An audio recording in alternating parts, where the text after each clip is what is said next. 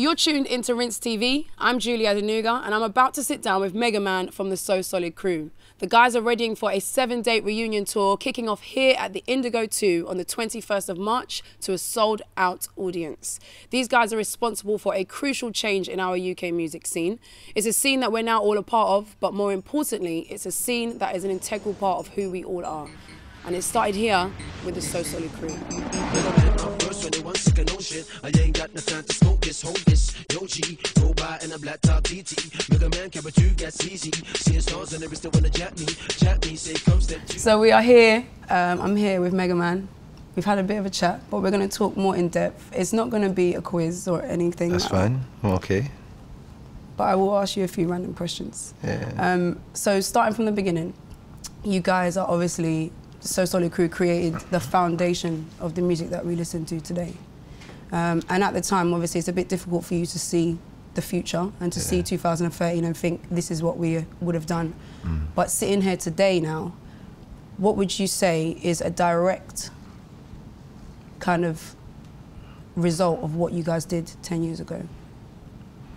It doesn't have to be one thing, it can be a few. I would say, like, I wouldn't put it to direct, like, music or, you know, anything like that. I just put belief, because I feel before we tried to get to a certain level in life from what we was doing as teenagers, I think Rich said it more correct. Like when he saw us on our award show, he said that that's the first time that everyone felt to themselves that that could be them and their brethren. Yeah.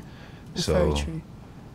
I think that's the belief that we instilled, that well, the streets ain't all, and the underground rave scene ain't the end, and the sound boy business ain't the end and be all of us being entertainers. And yeah, I think that's what we instilled, that belief in a lot of people. Yeah. When you look at the music industry now, do you prefer it to how it is now? Would you have liked to have done everything you did with the way it is now, or was back then more suitable for you? Why are you smiling? What are you thinking? No, because in two ways, back then was a lot more suitable for a lot of artists that were fortunate to be in the business at that time. Yeah.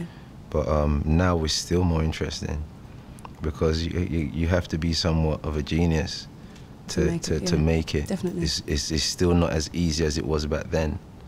So you can get a great fan base via new media and stuff, but we really have to step into our genius now, and knowing that everyone has access to building databases as the top artists. You got to put something else out there. You really have to put something else out there that no one's really got, or that, you know, that spark. And so I still think it's challenging, even for us to step back and do something like what we're about to do. Definitely. It's still a challenge.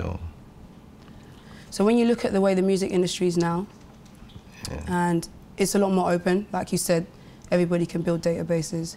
People talk about PRS, like Radio 1 puts up the playlist, and everybody kind of knows more about the music industry. It's a lot more transparent. It's open, For you guys back then, I was, what, 12 or 13 when you lot were making music. Sorry to make you feel old. And I didn't read the paper, so I'd sit at home, I'm waiting for a music video, I'm waiting for the CD to come out, and that's all I saw from you guys. What was happening behind the scenes with you and the music industry that we didn't get to see? Because it looked quite easy from where I was sitting. Yeah, that's the best thing about what everybody in the music business does. You see what's on the screens, and we do make it look easy, and that's our job, to make it look easy, to make it look attractive and stuff. But the best artists do work hard, don't sleep, try things new, fail a lot. And when we was coming up as young teenagers, and we was MCing on small radio stations, we just wanted to investigate more, find out how it worked, how it ran. Same thing, getting records from record shops, looking into how it worked and how it ran. Who would do that? You? Was that where you kind of? It would be, it was me. It was me and maybe G, maybe, you know, my brother Swiss sometimes, like, yo, I found a pressing plant somewhere, and, you know, so we kind of kept it moving along. The defining point was when we actually made music. We didn't really want to step into the promotion scene too tough, though. we was happy with just doing the white label stuff because it was making a lot of money for us. But when the rave thing happened, it was because we like you had syndicates of promoters, like La Cosa Nostra, Garage Nation, and they were hiring a certain type of artists. So we weren't getting bookings, no matter how popular we were. We weren't getting bookings. So Garage Delight came, me and Carton, a long-term friend of mine who first, you know, started pushing the whole Soul Solid brand with me and Jason. Like, we started up Garage Delight, and from there we gave ourselves a platform to push the talent. You know what I mean? So Delight FM was the second platform after the label and couple companies that I set up. Didn't know what I was doing, but I did it. We went into everything else, and we just didn't want to stop. So when did you hit the music industry? When did you come into contact with someone, that guy that's been doing it for years and he knows everything? I first found out that Oxide Neutrino got signed for Casualty. I don't know how they got the hookup or how the link came across, but they got through the door, you know, and I was fortunate to be put forward through to Albert Samuels. And just before then, Arista representative walked into a workshop, because I had an office which was a workshop. Everyone was carpenters around me. I had an office with a table, a phone line, and no computer, pen and pad. No PC. That was Soul Solid Crew.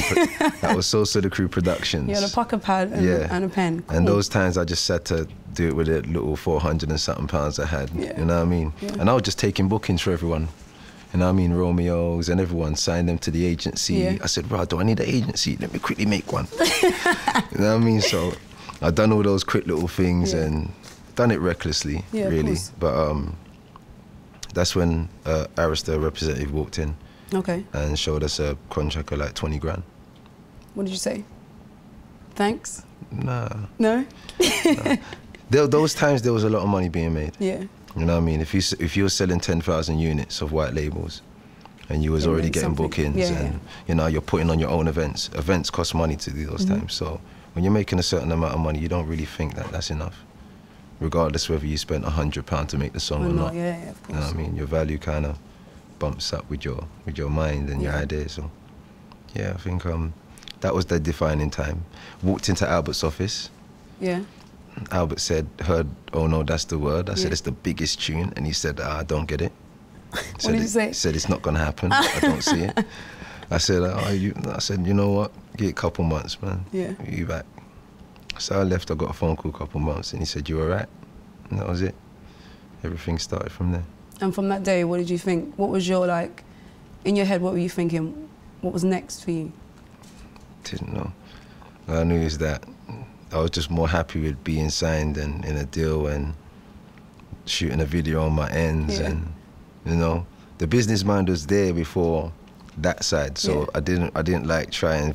Oh, I'm a star now. Let me do business. It was like we're on the business, so let's try and be stars as well. Like maybe it was something like that, but I kind of was just happy to be in the deal and make some music for the times, and make music to the dances we were doing, like in Coliseum and stuff. So were you specifically doing these dances, or was it it's like are you a dancer? All the bad boys, we're dancers. We're dancers. We do you know, get some energy going. We're in the clubs and that, but when it comes to like the whole, I would say, vibe and energy that we had just by getting into it, because when we first were signed, it wasn't a thing where like the labels knew who Soul Solid was. They just thought Mega, Lisa, Romeo. Of course. So just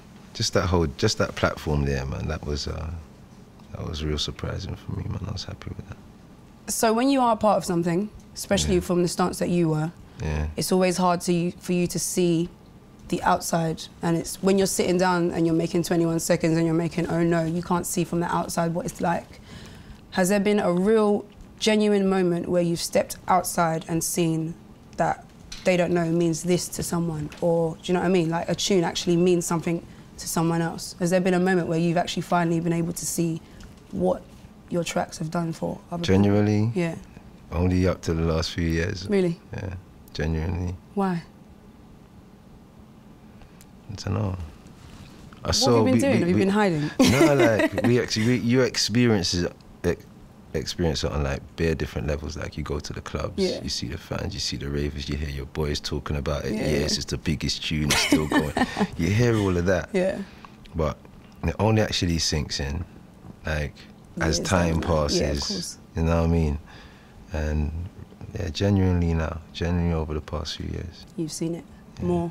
Yeah, I've seen it more. Well, this is what we were saying. I was having a conversation with my friend, and we were talking about legends and how sometimes it's hard for you to say, like, this person's a legend. If they're still alive, it sounds weird. Not that I want you to die, but I'm saying, like, Michael Jackson, it's clear for people to say, this guy did this, this, and this. And living legends are harder for you to kind of put your hands up and say, so-and-so did this. When, for you, did you feel like you had done something and you had a legacy of things that you could put your hands up and say? People always like come and tell me who. Sometimes I might be gassed off myself and say that. And there's a level of it, but I'm like a legend. Like I really don't feel in myself that I've done enough in the music biz that I know. My intelligence of the music industry, I don't feel that I've done enough yet. Yeah, it's arguable. We've made an impact. You know what I mean? We've definitely made an impact. We've shown people longevity. I've personally shown people stay in power with a brand that you believe in. You know, but I've got a lot to do, man. So your videos, it's a huge topic. It has to be spoken about. Yeah. So Solid have till today probably got some of the best videos we're going to see, and you guys set the bar extremely high. This morning I was trying to work out what my favourite video was, and so I watched a few of them. Okay. Rap This has got the Matrix feel, and I'm a big fan of the Matrix. But They Don't Know, for me, is my favourite because one thing that you lot did really well was be characters. And it's nice when you watch something and there's one person that your brethren doesn't get, but you get him or you get her. Do you get what I mean? Yeah. So for They Don't Know, that video was the one that I think did that the best. Yeah. What would a 2013 So Solid video look like? The thing that I like about the individuals, because they have all different distinctive voices. Yeah. They all have like different flows, and those flows match their images. Yeah, definitely. You know what I mean? So when it comes to, you know, if you was to hear another So Solid track, if we decided to release something again, fresh and new, I'm sure you'll get those same sort of energies. Yeah. I mean, prime example, me featuring with Skepta, and then putting that call out to me sparked off this whole tour thing. So it's like, there's different characters, and you can feel it, and you see it when they're on the screens. Same when Asha makes a song. Same when you see Harvey do features, and Lisa. They've all got their own individuals, but when you put all that together on one track, it becomes a big, big problem. In a good way. Yeah, it becomes a very big problem. Yeah. So, yeah, that's what you'll expect, man. Something visually. Yeah. The amazing things can happen with less budgets, and you know what I mean. Well, this is what I was gonna ask, because those videos didn't look like they were cheap. Yeah, they were mortgages and stuff like that, man. Houses and stuff like that spent on videos those times. It was worth it though. Yeah, I feel so now. Yeah. Are there any videos you've seen at the moment that you feel like represent what you guys would be doing, or you've had an influence into those? Any particular videos? Labyrinth. He goes there. Yeah. Ellie Goulding. Which song is it? Which one? No, just do you listen to her music quite a bit? There's quite a few. Earthquake was nice for me. I liked it. I liked how creative it was. Yeah. You know, even the one after that. The one with the alien last time. I don't. There was a weird one with an alien that Labyrinth did. It was like, you know what? Labyrinth is very creative, man. Yeah, he is. I really like his frame of mind, man. Where he goes with his stuff, and I think not highly, but he's underrated in somewhat sense when it comes to his creativity. I agree. And his videos should be winning awards. Definitely. Do we have video awards? Do we? Yeah. Tell me, you're the businessman. Someone should do that. That might be an idea of You know, Okay. we need to speak to somebody. We'll look into it. We'll look into doing that. So I watched an interview with you where you were talking about the beginning of So Solid and how you first envisioned it within a dream, like you woke up and you thought, look, I feel like I can do this, this and this. Yeah.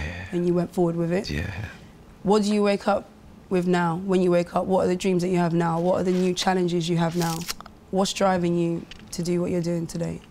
There's things, the type of dreams that I have, boy, it's amazing. I don't want you to spoil anything, but is there anything that you can share? Some things that you feel like, this is what I want to do next? The possibilities are endless to me, the way how I feel and see. But sometimes, like, when I look at dreams, I have to work it out, whether it's past, present, or future. So Okay. it does take me time to make sense of it, but it's only when you go day by day and you start recognizing certain things, it kind of opens up a lot more to you, you know what I mean? And you got to make it out for yourself. Dreams are never straightforward, but I see good times, you know what I mean? I see smiling faces, I see, you know, a bit of pain here and there, but it's durable. Everything's durable, man. So. Definitely. You've been asked this question a million times, I'm sure. How many people were in So Solid? Well, signed to the production company. The crew, the actual crew itself. There was a lot of us that represented that name. What number are we talking? Like 35, a little bit 35 more, maybe plus. one or two. One or two might have been unofficial, but you know, it's like I'm so open with everybody. Like, the verbal contract is good enough for me sometimes. Of course. You know what I mean? But everybody represents them. If they've been on the track or they've been on stage with us. From that point on now. Yeah. From that point on, if they feel the name and I feel they're talented, you know, ride with it if it does something for you. You know what I mean? So how did you manage? Because I'm sure there must have been people that not slip through your fingers, but you've got a big pool of talented people. How did you manage to say, all right, James can write bars, so-and-so can songwrite? Like, how did you, what was the process? Did you like audition every week for like someone who's going to be on a track? We weren't like that. What did you do? How did you make sure that you were getting, you know? What happened is that MCs had to become artists. Yeah. DJs had to become producers. Yeah. And girls who were pretty around us had to be able to sing a note. Sing something, yeah. You know what I mean? And that's what we was trying to learn as we was going on. Yeah. So, and then as we go along, we see who's getting better at what. And as other people come in, you got to get better than them. Yeah. You know what I mean? So it was internal competition.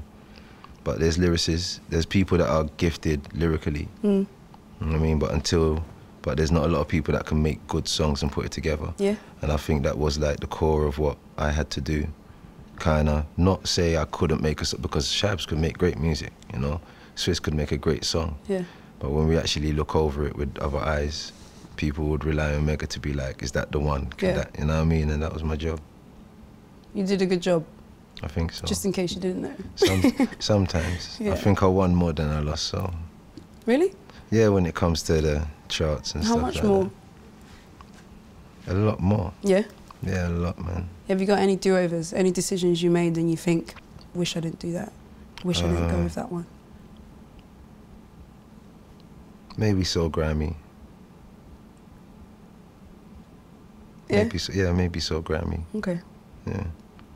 Since You Went Away was a choice of mine, but the team that was around at that time that I felt could do the job in marketing and stuff, you know, there wasn't you know, beast enough to actually put it out. And when you release music like that, which is not in the times of what's everything's going on, but it's a message. Yeah. It's difficult. It's difficult to even translate it. It is, but it's still when as people important. have an expectation. But what will happen with a track like Since You Went Away, it becomes more and more powerful. Yeah. 2 years later, you listen to it and you listen to it and you think, yeah. wow, did Mega really say that? Yeah, definitely. Did Romeo really say that? Yeah. And then you look at today and you're like, okay, I like that tune. You know what I mean? So everything has its time. Everything has its time. Yeah. But the only bad choice I felt, So Grammy. And that's it. That's it. That's good. Yeah. So why now? What's happened? What is this reunion about? A whole number of things have been happening because I've been involved. I don't know, I've done 1 or 2 small reality shows that I believe in more than, you know, Big Brothers and. Yeah. I'll go in a Big Brother though. Yeah? Yeah, but yes, I would. But no, a lot of other opportunities have come across. Yeah. You know, and I've been when you're trying to bag big deals and, you know, life-changing opportunities, it does take a while, especially when you're working with a brand that's like Marmite to the UK. Yeah. It's either you like him or you don't. Yeah. So I've had that time of renewing that reputation via myself, how I conduct myself, and how I've dealt with the brand musically when it comes to elevating and, you know, changing the direction of our experiences. Because I said from early, if you put us around better things, you'll hear better subjects. Yeah, that's true. So, but a Marmite brand, obviously, I'm sure you've noticed, can be a blessing because there's no messing around. It either happens or it doesn't. It happens or it doesn't. And people are not unsure. And that's why a lot of people's, you know, told me to go solo. But Mega's not that guy.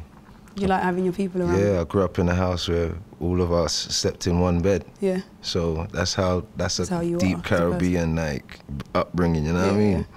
So when like I can't do anything by myself, I have to bring my team and my family. Yeah. So when I just look on things like that, people wanted me to have a solo career. People wanted us to do house music. You know, please don't. I'll do it for the times. And you know, I featured on one track with Sponge, a guy that was a brother to Carlton, and featured on one track, Bunch of Ballers, and that. And I wasn't keen on it, but you know, I'd done it for him, and that's not where I want to go. You know, so I think I've been careful with the brand as well, not actually trying to do what's relevant. Yeah. And I've had remixes of 21 Seconds sitting down for a couple of years. Yeah. But that tune's still doing, it's so nice, you just don't really want to give some, boy, I've got that one instead, so you know. But I think I've done well with the brand so far, and you know what I mean, it's more special to me doing something right than just doing something for the moment. Yeah, of course. Yeah. You guys are going to be kicking off a 7-date reunion tour on the 21st of March here at the indigO2. Yes. What's been the plan for the show so far? Because I don't know if you listen to music like this, but everybody's got their favourite track on an album. And for me, you don't have to do this, but just I'm putting it out there just in case you want to. I need to hear the intro of the They Don't Know album at the show. It's very important to me. Yeah, why is that important? Because I didn't have money to buy this album when it came out. My friend Glenda bought it, and we brought it home, and we didn't listen to the album that day. We only listened to the intro for the entire day from when we bought the album. So, you know, like, everybody's got it. You've got that song on the album that is your tune. Are you going to perform this song during the show? You can say no if you want, but I would like it if you were honest with me. Is this going to be a part of your set? Mega. No pressure. It's kind of cool that you say that, but I guarantee you, man, I've been watching and listening to everybody. Yeah. Watching what people tweet and say and everything, so I'm taking that all into consideration. Okay. Now make sure I deliver what the people ask for. Okay. I am part of the people, just so you know. Okay. I'll do my best. Thank you. No problem. So recently, they put a show on television, I don't remember what channel it was, but they did a reunion show where like 5 came back together and Liberty X and all these things. I see that. No, don't worry, I didn't want you to be part of the show. No, that's cool. There's like, I watched a little bit of it, but even with like Justin Timberlake's recently come back, and even though I'm a huge Justin Timberlake fan, when I see him, I'm just not 15 anymore. There isn't like, it just doesn't feel the same. He's like a different person. Okay. I feel like everything's got their time. Yeah. You guys were big for a reason, and you were big at that time. Yeah. Do you think that So Solid would have worked today with everything you guys did 10 years ago? Do you think it would have been as groundbreaking? Do you think you guys would have made that much of an impact? They would not have put anything on TV. No? They would not have played any radio songs. Do you think so? It would not happen. Did you? Have you gone back to the footage and seen how we managed to stage that award? Okay, so you're saying that you feel like today you wouldn't be playlisted. You don't think the videos would be on TV? I do think the videos would be on TV. Okay, Let me correct that. I do think like the videos would be on TV. But the type of songs, do you think labels would want to market a brand like that, like how it was back then, today? Yeah, but everything's more open now. Like people don't. A lot of the there's artists, not that much judgment now. a lot of the artists, you know, that we know in the business, are still getting, you know, stopped. Yeah, of course. By the type of music, you know, type of influences, you know. The police and the authorities haven't directly changed. They are getting a lot more subtle, but they ain't directly changed. But don't you feel, okay, maybe not the industry side, don't you feel like the following of the people that would have been today would be so much bigger just because of what you guys represented? Do you not think so? Everything for its right time. I think now what's about to happen, I'm silently excited. Yeah. But at the same time, I know it's something fresh. And what I really want the industry to do is just like everybody stick together on this time. You know what I mean? With what like Wiley, Chipmunk, I've had conversations with Skepta.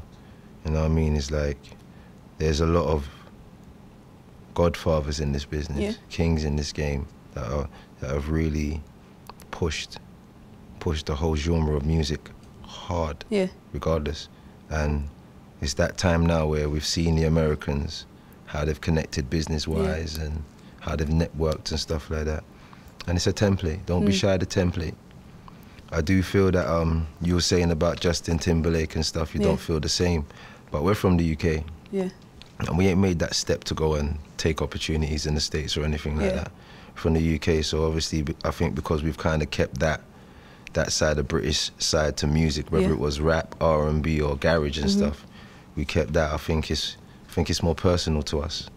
So I think you would feel it a lot more than maybe a Jay-Z. Someone that's come across. Yeah, like someone that come across. Even Jay-Z, you feel his journey, but you might not feel him as much as they do in Brooklyn and the States. So, but you still see it. We're like, where you lot's like, you know, versions of the those Rockefellers, and you know what I mean. So what would the 2013 So Solid stand for? What is it about? It's gonna be crazy. Yeah? Yeah, the guys' energies ain't changed. Yeah. Half of them still look the same. You know what I mean? They haven't aged. We was at rehearsals yesterday and wow, the energy in there and the ideas thrown around is priceless. Cool. Romeo mentioned something to me and I was like, all right, I see you. Everyone's skeptical and we just want to make sure it's a good show. Yeah. It's been a long time coming. Yeah, it has. Definitely. So you guys are doing a sold-out indigO2. Yes. You've got 6 other dates after that, which are all going to be in April. Yeah, we're starting from the 17th. And then, if you don't want to say, you don't have to, are we going to see a video and a single and some stuff? I don't know. Oh, come on. I really don't exactly know. Okay, fine. But I'll see what the team want to do. Yeah. You know what I mean? We're just taking every day as it comes, not literally, but we are taking every opportunity as it comes. Yeah. And we want to just perfect it and make sure it's right. We're a lot older now, you know what I mean? And yeah, if it's called for, we'll give the public what they want. Cool. So when's the last time you went to Ibiza? Last time I went to Ibiza was in 2003. 2003. Yeah. So this year you're going to be performing at Ibiza Rocks, which is the We Are Rockstars show. Yeah. Yeah, I'm kind of excited, man. Like you should be. Shout out to Rinse FM. I went last year, and I'll tell you exactly what it is. It's a hotel. Where you can stay normally, any age, it doesn't matter. You can stay there. Yeah. But they have a courtyard, and everybody's balconies overlook this courtyard. Okay. They have a pool. Yeah. And just a normal like bar area, but then they build a stage, so you're performing to like people in their bedrooms. Madness. It's one of the best things I've ever seen in my whole life. Crazy. So you're gonna have a good time. Yeah, it's crazy. Do you drink? Yeah, I drink. Okay, try not to. Try not to, because it can get a bit dangerous. People know, that Mega's like a big kid. Like I do go crazy when the time's right. When you see the energy from the people, because some people they go out after the actual event finishes early enough for them to go to another rave. So some people sit in their rooms with their friends and drink. But when you see the energy from the people all around you and in front of you, it's gonna be crazy. It is next level. Yeah, my type of thing, man. Do you know what date you're going to be out there? 6th of September. September. Yeah. 6th of September. Yeah. I'll be there. Yeah, that's good. I'll try and come and find you and see if you're okay. Who else is there? Yeah, a couple of other people are there as well. I think on the lineup, there's 3 different times, but you've got tonight is Hudson Mohawk and Lunis, and then you've got Katie B, and I think you're with Skepta. Yeah, shut down. That's gonna be things. crazy. It's gonna be crazy. I hope you have a great time. Yeah. Shout out to Skepta on that tune still. No, I look at that tune every day, you know, like, and yeah, he done the right thing, man. Yeah. His frame of mind was correct on that. Yeah, special thing. Honour him. It was definitely. Thank you very much for sitting with me. No problem.